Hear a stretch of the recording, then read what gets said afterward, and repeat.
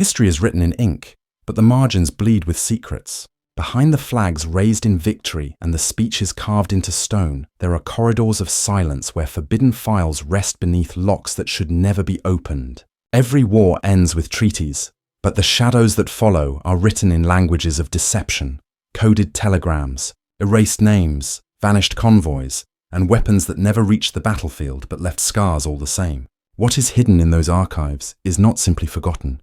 It was meant to be buried. When you lift the pages, you feel the weight of lives traded for silence, of discoveries locked away because they threatened not only the enemy, but the future itself. These are not tales of victory, but of concealment. Whispers from a war that never truly ended, only shifted into quieter, colder forms. The truth does not rest in the open daylight of history books. It waits in the shadows, where those who dared to look too closely often never returned. Chapter 1. The Forgotten Convoy of Murmansk. In the summer of 1942, a fleet of 35 merchant vessels and their naval escorts departed Hvalfjörður, Iceland, bound for the Soviet port of Murmansk.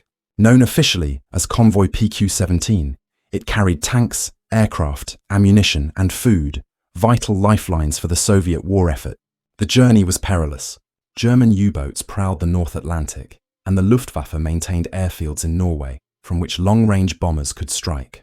Yet behind the official manifests lay whispers of shipments never recorded, and a secrecy that has puzzled historians for decades.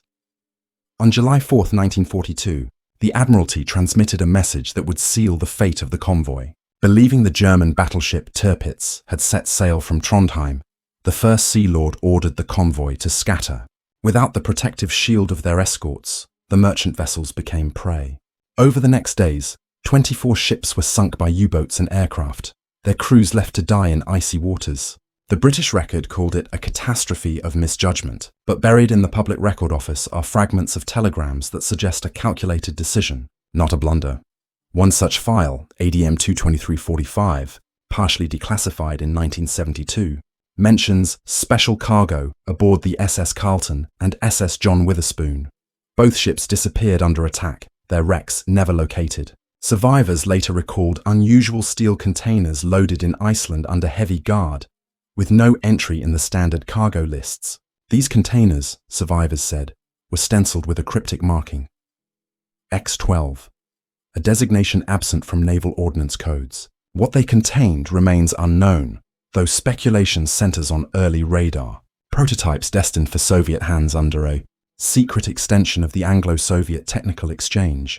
The Admiralty's order to disperse PQ-17 came at a precise moment. The convoy was entering the air gap, a sector beyond safe Allied air cover but well within Luftwaffe reach. Some intelligence historians argue that this was intentional. By sacrificing the visible convoy, the Royal Navy masked the discreet rerouting of a smaller detachment, ships that left the convoy before it reached the danger zone. Evidence for this lies in a set of Soviet archives opened briefly in the 1990s before being reclassified. Within them, a telegram dated July 8th from Moscow to London, thanks the British for the delicate instruments delivered without loss. No Allied record describes such a delivery. Captain Robert Sherbrooke, who commanded one of the escorts, later wrote in his private journal, Entries Only, released after his death in 1976, that he received curious instructions not to question the disappearance of 2 merchantmen that departed Iceland hours before the convoy officially set sail. He noted that those ships bore no flags and carried crews strangely silent, as if under oath. The disaster of PQ-17 left over 150 men dead and millions of tons of cargo lost. Yet neither the Ministry of Supply nor the War Cabinet ever conducted a full inquiry into the missing materials. Churchill himself wrote in his wartime memoirs that PQ-17 was a bitter trial, yet conspicuously omitted details of cargo. Historians have long accepted his phrasing as political restraint, but to those who have examined the redacted memos, the omissions suggest something more deliberate. A burial of truth. German records, too, add strange threads. In Kriegsmarine archives seized at Flensburg, U-boat commanders reported being instructed to prioritize certain vessels in PQ-17 while ignoring others. Kapitänleutnant Horst von Schroeter of U-752 noted in his patrol diary that 2 merchant ships appeared to carry scientific machinery and were trailed persistently by reconnaissance aircraft before being struck. Yet in the after-action report filed to BDU, these notations were blacked out by sensors. The wreckage of PQ-17 remains scattered along the Arctic seabed. Modern dives have located several hulls, but many lie in depths inaccessible to conventional exploration. Among them, the fate of the SS Carlton remains elusive. Some Soviet accounts claim she was guided secretly into Murmansk under escort, though no Allied record corroborates this. Others maintain she was sunk and now lies in 300 meters of water, her contents still sealed inside corroding steel. If the latter is true, then the Arctic still holds an untouched archive of secrets, cargo whose disclosure was deemed more dangerous than the sacrifice of 24 ships and their men. The enduring question is why?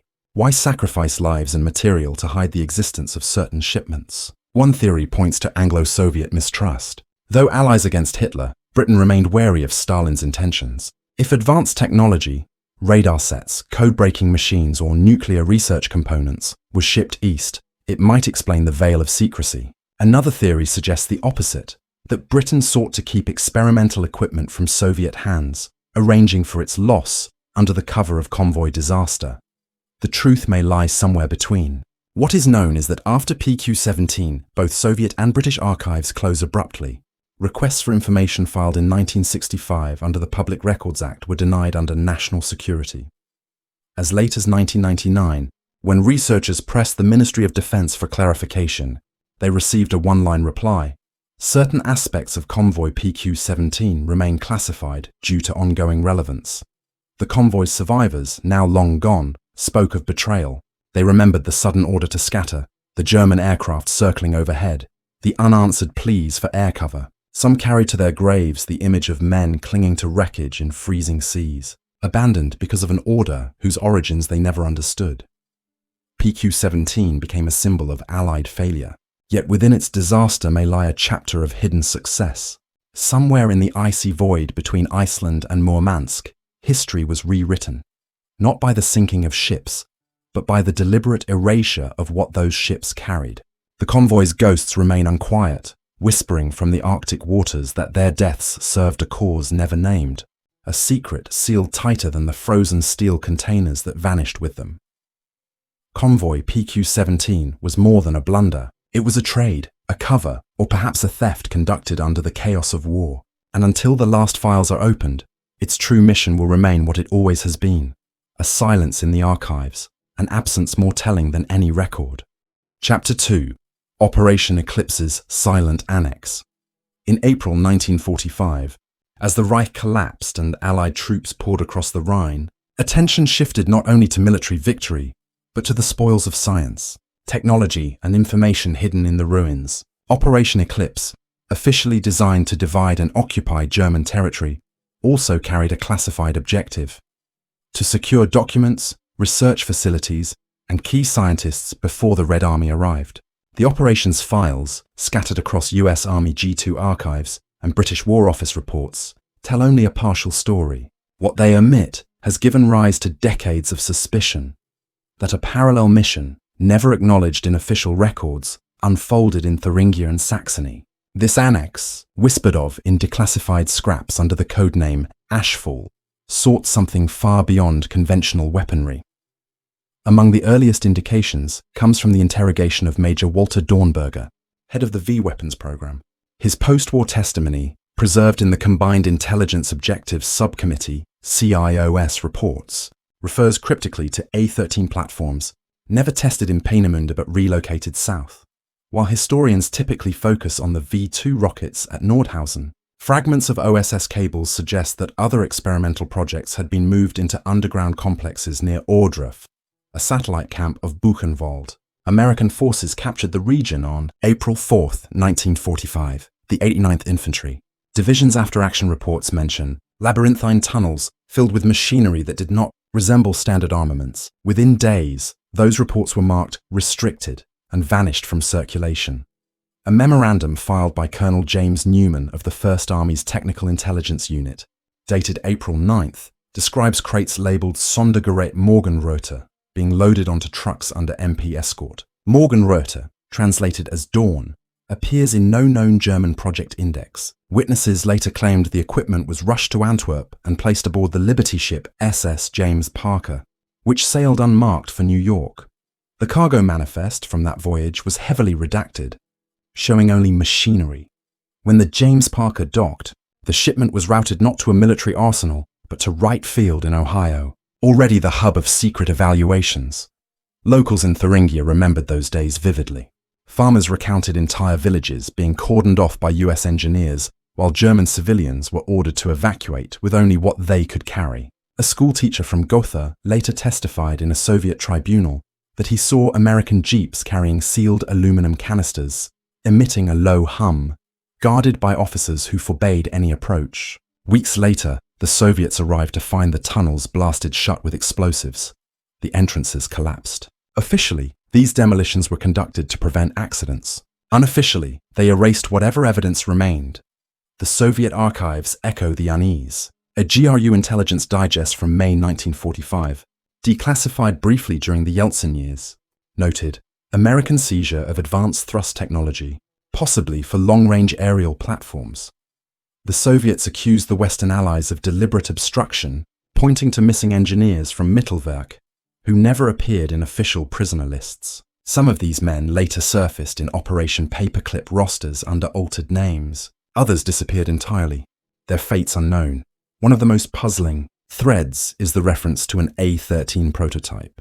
Some aerospace historians argue this designation referred to a theoretical extension of the V-2 program, designed to reach altitudes sufficient for reconnaissance photography of the United Kingdom.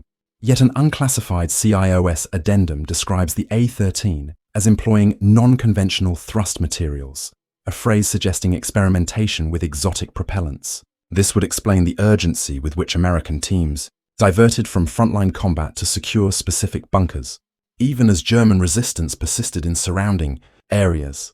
The secrecy surrounding Operation Eclipse's Annex becomes sharper in the months following Germany's surrender. In July 1945, a report labelled British File FO371509444 briefly referenced ashfall procurement before the page was retracted from circulation. A surviving carbon copy, discovered decades later in a private collection, contained only a single legible line: transfer to Chalk River, pending approval. Chalk River was Canada's nuclear research facility, raising disturbing questions about whether ashfall involved early nuclear propulsion research, materials, or hybridized technologies drawn from German experiments. Testimonies from captured Wehrmacht engineers provide additional clues. In an interrogation transcript catalogued as Miss X7118, a technician named Hans Ritter claimed his unit had worked on ionized chamber tests in the Ohrdruf tunnels, supervised by SS officers under Kammler's command. He stated that their work had nothing to do with rockets, but rather fields and containment. His testimony was dismissed at the time as exaggeration, but the transcript was filed under Keep Closed until 1989. The figure of General Hans Kammler haunts this narrative. Architect of the SS building works and overseer of secret weapons programs, Kammler disappeared in May 1945. Rumors place him either dead in Prague or spirited away by American intelligence. Several researchers argue that his survival was directly tied to ashfall. Kammler knew the locations of hidden archives and experimental projects, and his sudden erasure from German surrender documents coincides with the unexplained cargo transfers noted by Allied units. Meanwhile, civilian populations in Thuringia lived with the aftermath. After the Americans withdrew in July 1945 and the Soviets took control, entire districts were mined and sealed off. Residents were warned never to approach, with NKVD patrols enforcing silence. For decades, rumors persisted of subterranean chambers emitting strange vapors, and of Soviet teams removing rusted machinery under the cover of night. When German reunification opened some of these areas in the 1990s, geologists found collapsed tunnels lined with unusual alloys, not native to local industry. Samples taken by university teams vanished after being forwarded for federal assessment. Operation Eclipse, in the public eye, marked the closing chapter of Europe's war. Flags raised, governments dissolved, zones of occupation drawn on maps. Yet behind the ceremonies, ashfall marked the opening of another conflict. The Cold War scramble for technology. The files remain tantalizingly incomplete. Reports cross-referenced with missing appendices, pages blacked out in triplicate, references to code names without definitions. The surviving fragments hint at something larger than V-2 rockets or jet turbines, something that justified the secrecy of an entire annex hidden within an already classified operation. Today, the surviving veterans speak little of what they saw. A few, in oral histories recorded privately, recall crates marked only with coded symbols, escorted by men who wore neither US nor British insignia. Some remember engineers being whisked away under assumed identities. Others recall that their superiors ordered them to erase entire entries from unit logs. "We were told history did not need to know," one sergeant admitted in a 1978 interview. "It was above the war. It was about what came after." The silence of Operation Eclipse's silent annex continues. Its name is absent from textbooks, and its traces exist only in scattered, half-burned documents. But the tunnels beneath Thuringia, sealed and forgotten, remain a scar in the landscape, a reminder that even as the war ended, another began, fought not with divisions and artillery, but with secrets buried beneath the earth. Chapter 3. The Vanished Prisoners of Camp 731. When the war in Asia ended in August 1945, the world turned its attention to the ruins of Hiroshima, Nagasaki, and the collapse of Imperial Japan. Yet, in the northeast province of Manchuria, another site of devastation lay waiting to be uncovered. Harbin, once a thriving city under Japanese occupation, was home to the infamous Unit 731, the covert biological warfare division of the Imperial Army. Prisoners, Chinese civilians, Soviet captives, and Allied soldiers alike were subjected to experiments so brutal that even Japanese officers later described them in hushed tones. But when US Army medical officers finally arrived in Harbin in the spring of 1946, they found little more than ashes, abandoned barracks, and a void in the prisoner rolls. Entire sections of the camp's records were gone, and hundreds of names simply erased. The official story claimed the Soviets had seized what remained, yet fragments buried in OSS reports and obscure Fort Detrick files suggest another reality. Many of those prisoners, and their tormentors, were quietly absorbed into post-war programs, their crimes erased in exchange for knowledge. American occupation forces in Tokyo launched interrogations almost immediately. The US 6th Army compiled reports under the designation Document 5250, which noted the curious absence of Unit 731's senior staff from Japanese prison camps. General Shiro Ishii, the program's commander, was officially listed as missing. Yet testimony from Japanese medics captured in Mukden described Ishii boarding an American transport plane on September 3, 1945, escorted by men they did not recognize. The plane, registered as part of the 315th Troop Carrier Group, departed without a recorded destination. This detail, redacted in the final occupation report, resurfaced in the 1970s through the testimony of a former intelligence officer who recalled medical, cargo and specialists flown from Manchuria. Under cover of night, survivors from Harbin who escaped before the Japanese retreat painted chilling pictures. In affidavits filed with the Chinese War Crimes Tribunal in 1949, they described a sudden evacuation in August 1945 with prisoners divided into groups. Some were executed and burned in the camp's furnaces, while others, those with specific medical conditions or physical traits, were separated and transported away on trucks. Witnesses claimed these trucks bore American flags and were guarded by soldiers speaking English. Such accounts were dismissed at the time as Soviet propaganda, but they align with testimony in a declassified memorandum from Colonel Sanders of the US Army's Medical Intelligence Division, who noted the transfer of live assets relevant to bacteriological research. Unit 731's laboratories were designed for efficiency in cruelty, chambers for frostbite experiments, pressure chambers replicating high-altitude flight, vivisection theaters where prisoners were cut open without anesthetic. Officially, this knowledge was condemned as inhumane. Yet as Cold War rivalries deepened, American and Soviet intelligence services recognized its strategic value. The Soviets held trials in Khabarovsk in 1949, parading captured Japanese doctors and extracting testimony about plague bombs, cholera weaponization, and anthrax research. What the Soviets did not disclose was that many of the core staff, including Ishii himself, never stood trial. Their whereabouts were carefully concealed.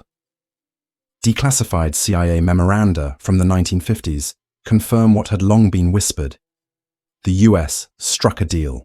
In exchange for exclusive access to Unit 731's data, immunity was granted to Ishii and his closest colleagues. Project Paperclip, widely known for importing German scientists, had a parallel in the Pacific.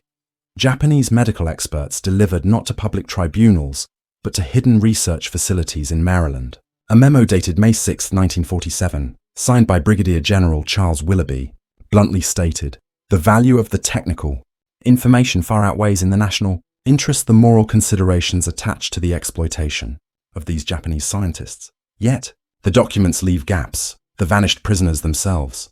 No official record explains what became of the men, women, and children who were separated in Harbin during the final days. One OSS field report preserved in the National Archives under box number 3003117 references human material delivered to Dietrich under interim classification. The phrase human material is ambiguous, but its context among bacteriological files has fueled speculation that live prisoners were transported out of Manchuria. Whether these captives were used in continued experiments or perished en route remains unknown. The Soviets, for their part, exploited the narrative differently. Their Khabarovsk trial transcripts detail gruesome experiments, but conspicuously omit mention of American involvement. Yet GRU intelligence cables intercepted by the NSA in the 1950s show frustration that the Americans have monopolized ISHI's research.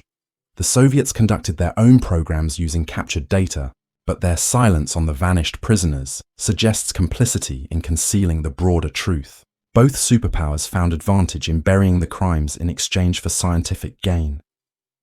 Testimonies from US Army medical staff stationed in Tokyo add human texture to the cover-up. Lieutenant Paul Anderson, in a diary entry uncovered decades later, wrote in June 1946, "Files are incomplete. We are told not to ask about Harbin transports. Officially, they went to Siberia. Unofficially, I have seen the reports. They never arrived." He was transferred soon after, his diary confiscated and later released only through a family donation to a university archive. The vanished prisoners of Camp 731 linger as ghosts in every fragment of testimony, every redacted file. Their absence is as telling as the data extracted from their suffering. In Cold War laboratories, scientists pored over charts of infection rates and diagrams of plague bombs, data purchased with lives erased from ledgers. The war crimes tribunals in Tokyo declared justice, yet the deepest atrocities were never confronted, their perpetrators shielded under the banner of national security. In Harbin today, the ruins of Unit 731 stand as a museum.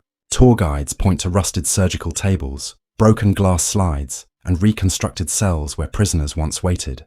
But the guides cannot answer where hundreds of captives went in those final weeks, or why their names never appeared in any archive.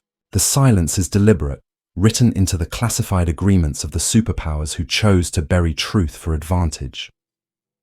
The story of Camp 731 is not only about Japanese war crimes, but about the decisions made afterward by those who claim to be victors of justice. Files remain sealed in Washington, Moscow, and Tokyo. Requests for release are denied on grounds of national interest. And so, the vanished prisoners remain vanished, unacknowledged, unnamed, sacrificed twice, once to the experiments and once again to the silence that followed. Their absence hangs heavy over the archives, a reminder that history is often written not by victors, but by those who control what is allowed to be remembered. Chapter 4: The Shadows of Operation Gladio. When Italy finally emerged from the devastation of the Second World War, its cities lay in rubble, its governments shattered, and its people divided between communist partisans and conservative loyalists. In the midst of this fractured landscape, NATO and Western intelligence agencies began constructing something that would remain hidden for decades: secret, stay-behind armies. Publicly, these forces were meant to resist a Soviet invasion that never came. Privately, they became instruments of influence, shaping European politics through covert means. Known collectively as Operation Gladio, their operations extended beyond stockpiling weapons and drafting contingency plans. Beneath the surface ran a network of assassinations, false flag attacks, and manufactured crises that blurred the line between defense and manipulation. The earliest traces appear in 1947, when the newly formed CIA began working with Britain's SIS to establish clandestine networks across Western Europe. Italy, strategically positioned and politically unstable, became the experiment's centerpiece. By 1952, documents in the Italian Ministry of Defense, stamped Riservatissimo, outlined the formation of secret units trained at NATO facilities in Sardinia and Verona. Codenamed Plan Demagnetize, these units were to remain dormant until activated by a Soviet invasion. But weapons caches discovered decades later in Alpine caves told a different story. They had been used, and not against foreign armies. One of the first indications came from a bombing in 1959 at a labor rally in Genoa. Police attributed it to anarchists, yet ballistics evidence traced the explosives to US-manufactured C4, the type distributed only to NATO liaison units. A suppressed Carabinieri report, later leaked, noted that one of the suspects was on the payroll of the Italian military intelligence service CIFAR, which had direct links to Gladio's command structure. The case was quietly closed, the documents sealed under state secrecy. The 1960s and 70s were scarred by what Italians came to call the strategy of tension. Bombings in public squares, on trains and in marketplaces created a climate of fear. The most infamous occurred on August 2, 1980, when an explosion tore through Bologna's central railway station, killing 85 civilians. Neo-fascist extremists were blamed, but parliamentary inquiries uncovered ties between the bombers and networks once trained under NATO auspices.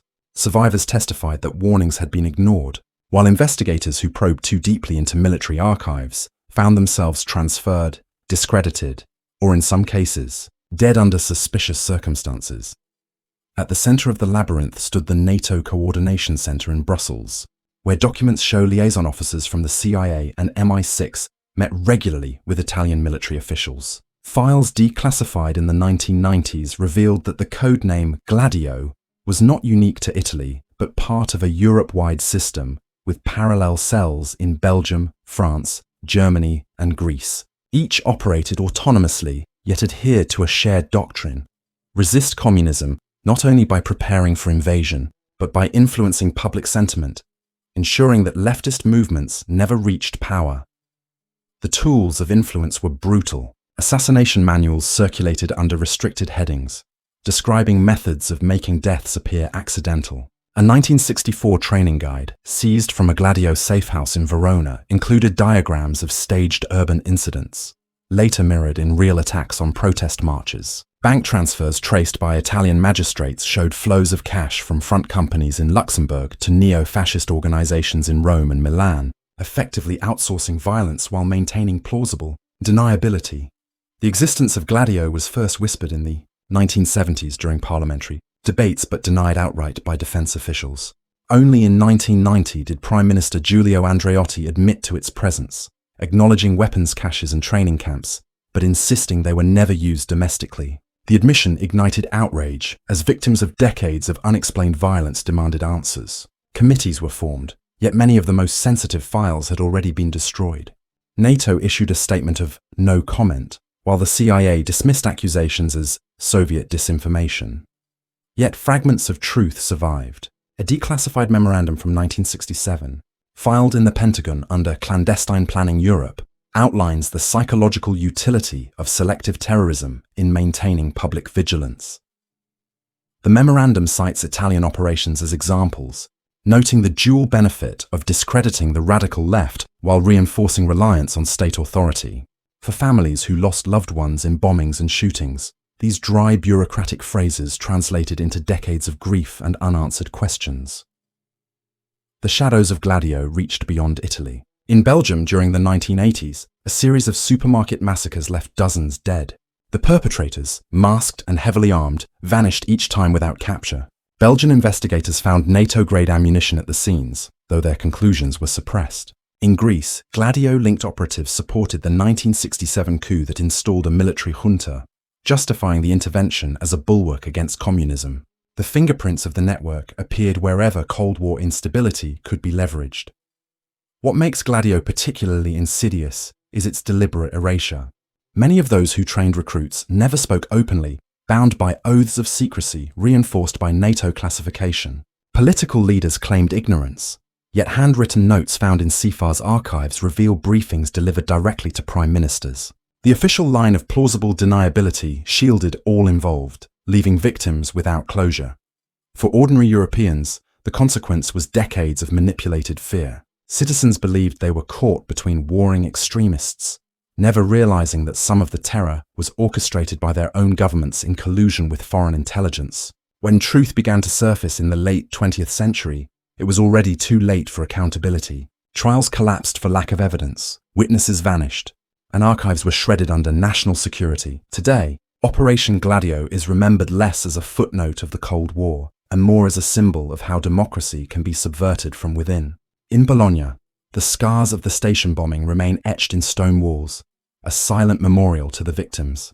In mountain villages, rusting weapons caches occasionally surface, accidental reminders of a war that never officially happened. The silence of NATO and the evasions of national governments ensure that the full truth remains out of reach. Gladio was never about preparing for invasion. It was about control. It was about ensuring that, in the fragile years after World War II, Western Europe remained aligned with Washington and London at any cost. The price of that alignment was measured not only in secrecy, but in blood spilled in marketplaces, train stations, and city streets. The shadows of Gladio still stretch across Europe's memory, reminding us that some wars are fought not on battlefields, but in the minds and fears of civilians who never knew they were pawns. Chapter 5. The Black Archive of Peenemünde. In the final months of 1945, as Allied forces carved Germany into zones of occupation, the world believed that the spoils of Peenemünde, the Baltic site of the Third Reich's rocket program, had been divided. The Americans claimed the engineers and their blueprints, shipping Werner von Braun and his team to White Sands under Operation Paperclip. The Soviets took control of Nordhausen, extracting machinery and parts of the Mittelwerk tunnels. Yet whispers among British and French intelligence painted a different picture, that beneath the documented seizures lay a second archive, hidden under the Baltic dunes, sealed by explosives, and absent from any official inventory. They called it the Black Archive of Peenemünde, a cache of experimental research that disappeared before either superpower could claim it. The first clue comes from an SOE field report, dated May 1945, recovered from the National Archives under reference HS 7146. It describes barges operating at night from the port of Sassnitz, laden with steel containers. Unlike the crates of V2 parts normally catalogued, these bore no serial numbers, only painted runes and ciphers. Witnesses, local fishermen pressed into service, reported that the containers emitted an unusual vibration, as though machinery was active inside. The barges sailed north under SS Guard, their destination unknown. Weeks later, Soviet patrols found empty docks and scuttled wrecks. British intelligence officers arriving at Peenemünde in June found only scraps. One officer, Major Edward Tilley of MI6's Scientific Intelligence Section, filed a confidential memorandum noting that entire sections of documentation had been purposefully excised. He wrote, "This is not the work of hasty retreat, but of a systematic purge." In his appendix, he referred to rumors of Project Morgenröte, a development said to involve unstable isotopic materials. His report was immediately classified and never circulated beyond Whitehall. Tilley himself disappeared from the record within 2 years, his service file marked closed, no further information. Soviet archives tell a parallel story. In documents declassified briefly in 1992, Red Army engineers complained of finding collapsed vaults and scorched safes in the coastal bunkers of Peenemünde. Yet among the debris, they discovered fragments of alloy tubing, unlike any known German production. Samples sent to Moscow were later listed under experimental high-energy propellant systems. Soviet engineers attempted to replicate the alloys, but failed, noting they lacked the associated technical diagrams. This missing knowledge, the reports state, had been removed by unknown parties prior to Soviet arrival. The Americans, too, left traces. In the files of the US Army's Alsos mission, which tracked German nuclear research, one entry stands out. Dated July 1945, it references materials transferred from Baltic facility, destination Antwerp. No Baltic facility is named, nor are the materials described, but attached correspondence from the Manhattan Engineer District requests urgent courier of unspecified containers to Oak Ridge. The files end there, with no further mention. What was in the Black Archive? Theories abound. Some historians argue it contained advanced warheads designed for the V2 platform, possibly utilizing radiological dispersal. Others suggest propulsion systems experimenting with ionization or magnetohydrodynamic forces, ideas far beyond wartime rocketry, but consistent with vague notes in captured German notebooks. A more sobering interpretation points to biological warheads, a convergence of Peenemünde rocketry with data from Unit 731 in Manchuria. Supporting this is a memorandum from MI9, discovered in 1978, describing an intersection of delivery systems and exotic munitions. The language was clinical, but its implications were horrific. The fate of the scientists tied to these projects deepens the mystery. Several Peenemünde engineers never appeared in paperclip rosters, nor in Soviet detention.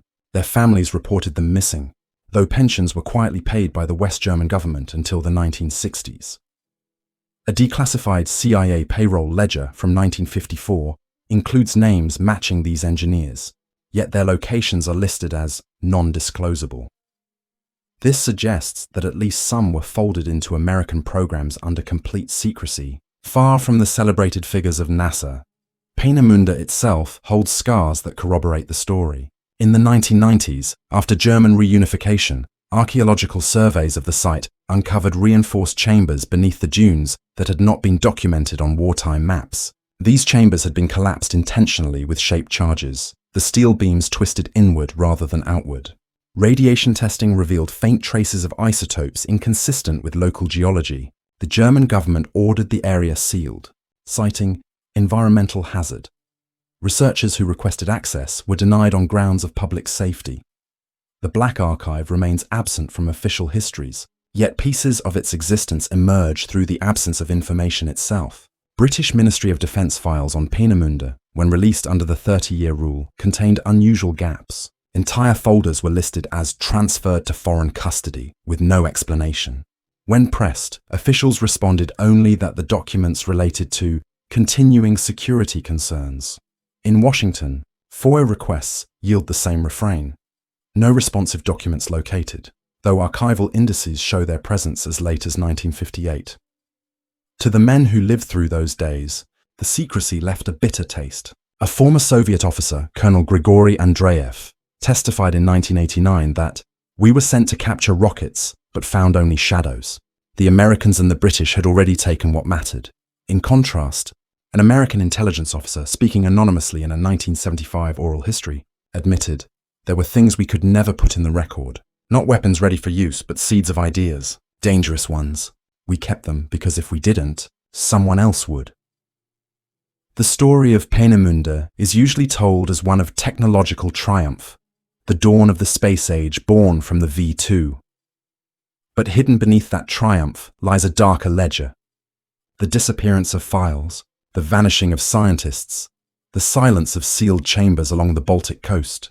The Black Archive of Peenemünde was not destroyed, only displaced. Its fragments seeped into the Cold War, reappearing in sudden leaps of technology, unexplained projects, and whispers of weapons never tested publicly. History records what was launched. The V2 rockets that struck London, the missiles that heralded the nuclear age. It does not record what was buried. Yet in the empty vaults of Peenemünde and the classified appendices of Allied intelligence, the shape of absence is unmistakable. The Black Archive lingers as a reminder that wars do not end with armistice. They continue in the shadows, carried forward not by armies, but by secrets. And until those secrets are unsealed, the Baltic dunes remain more than a relic of the past. They are the burial ground of knowledge too dangerous to acknowledge, even 70 years on. The archives never close, they only grow deeper. For every page revealed, there are 100 more sealed, marked with codes that turn curiosity into danger. What little slips through arrives like fragments of a nightmare. Convoys lost in the ice, laboratories sealed in concrete, names scrubbed from rosters until not even memory dares to speak them aloud. Some truths are not denied because they are false, but because they are unbearable, and so they remain hidden, beneath rubble, behind locked vaults, inside reports that trail off into black ink. The war we are told about ended in 1945, yet the darker war of silence, of secrets, of shadows, never reached its conclusion. It still lingers in sealed basements and unmarked graves, waiting for the day someone digs too far. And when that day comes, the question is not whether the truth will be uncovered, but whether we will survive knowing it.